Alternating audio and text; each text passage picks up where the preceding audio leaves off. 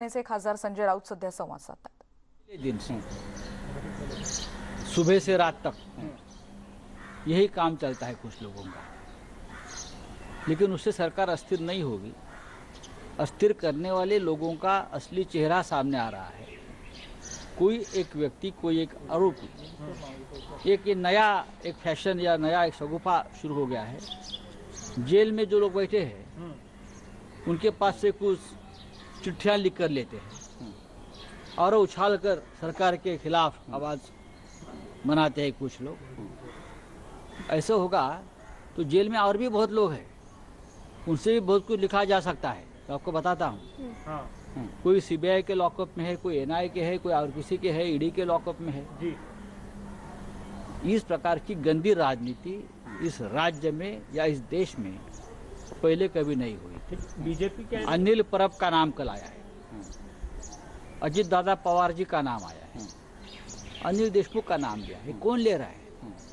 जो व्यक्ति एक ऐसे जघन्य अपराध में लॉकअप में है, उससे लिखवा कर लिया जाता है और उसके एविडेंस बनाकर सामने लाया जाता है। ये राजनीतिक षड्यंत्र है। अनिल परब जी को मैं पहचानता हूँ। इस प्रकार के कामों में वो कभी लिप्त नहीं होता। कोई भी शिवसैनिक बाला साहेब ठाकरे की झूठी शपथ नहीं ले सकता, मैं इतना कह सकता हूँ।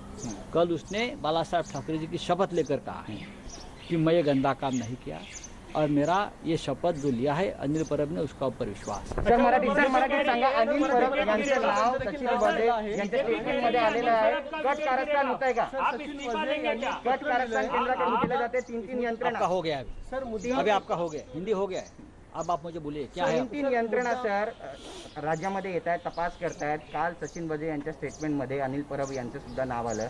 हे पत्र लिहिलं होतं, ते व्हायरल झालं। राष्ट्रीय तपास एजन्सी ज्याला म्हणतो आपण, सगळ्यात त्यांच्यासाठी महाराष्ट्रामध्ये विरोधी पक्ष लाल गालीचे अंतरतो, रेड कार्पेट्स, हे दुर्दैव आहे।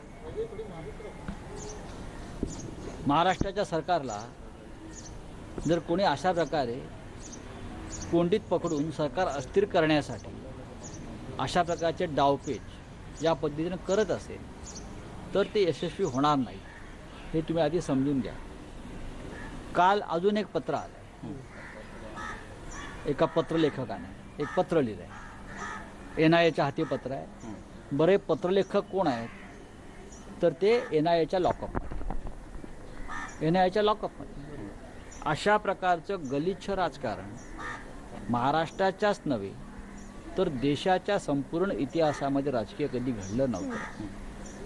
की फक्त कॅरेक्टर असोसिएशन करायचं, त्यासाठी अनेक यंत्रणांचा वापर करायचा, आपल्या राजकीय पक्षाचे IT सेल्स वापरायचे, लॉकअपमधल्या आरोपींना पकडायचं, त्यांच्याकडून काही वदवून घ्यायचं, असं अनेकांच्या बाबतीत होत आहे। अनिल परब, अजितदादा पवार आणि अनिल देशमुख यांच्या संदर्भातलं एक पत्र काल समोर आलं।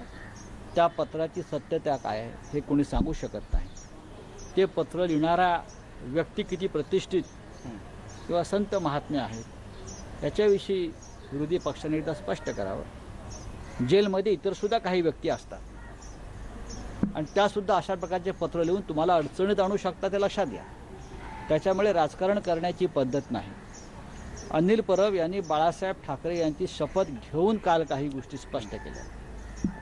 मी इतकंच मानतो, खरा शिवसैनिक, कडवट शिवसैनिक हा दुसरं काही करेल, बरं का, तो काही करेल, पण बाळासाहेब ठाकरे यांची खोटी शपथ घेऊन तो कधी काही करणार नाही। यंत्रणांचा वापर होतोय का? यंत्रणा भाजपच्या दबावाखाली काम करतायत। आता हे मी कशा करता सांगायला पाहिजे, हे तुम्हालाही माहिती आहे। झारखंडच्या बाबतीत काय चाललं आहे, पश्चिम बंगालच्या बाबतीत काय चाललं आहे आणि महाराष्ट्राच्या बाबतीत काय चाललं आहे। पण महाराष्ट्रामध्ये या प्रकारचं दबावाचं राजकारण यशस्वी होणार नाही आणि सरकारच्या केसालाही धक्का लागणार नाही, हे मी तुम्हाला खात्रीनं सांगतो। प्रत्येक परिस्थितीशी आणि संकटाशी आम्ही बेडरपणे सामना करू आणि संकट परतवून लावू। लवकरच एका मोठ्या नेत्याचा पुन्हा राजीनामा बघायला मिळेल असं देखील भाजपकडून सांगितलं जातं आणि संध्याकाळी अशा पद्धतीचं पत्र येतं। ह्याच्यातून बऱ्याच गोष्टी उघड होतात की कोण कोणाच्या हातात हात घालून काम करत आहे हे स्पष्ट होत आहे.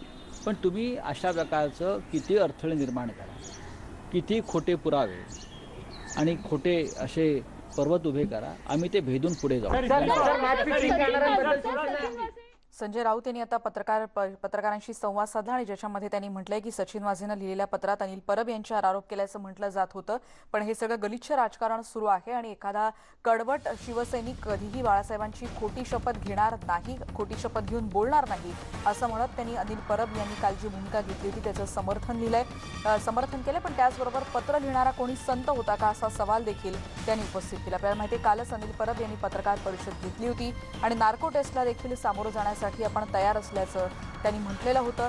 बाळासाहेबांची मी शपथ घेतोय, मुलींची शपथ घेतोय आणि मी खोटं बोलत नाही असं देखील त्यांनी पत्रकार परिषदेत म्हटलेलं होतं. त्याचबरोबर हल्ली जेलमधून चिठ्ठ्या लिहिल्या जात आहेत असा देखील उल्लेख आता संजय राऊत यांनी पत्रकारांशी बोलताना केलाय. चिठ्ठ्या लिहिण्याचा हा नवीन प्रकार आहे असा देखील टोला त्यांनी विरोधकांना लगावलेला आहे.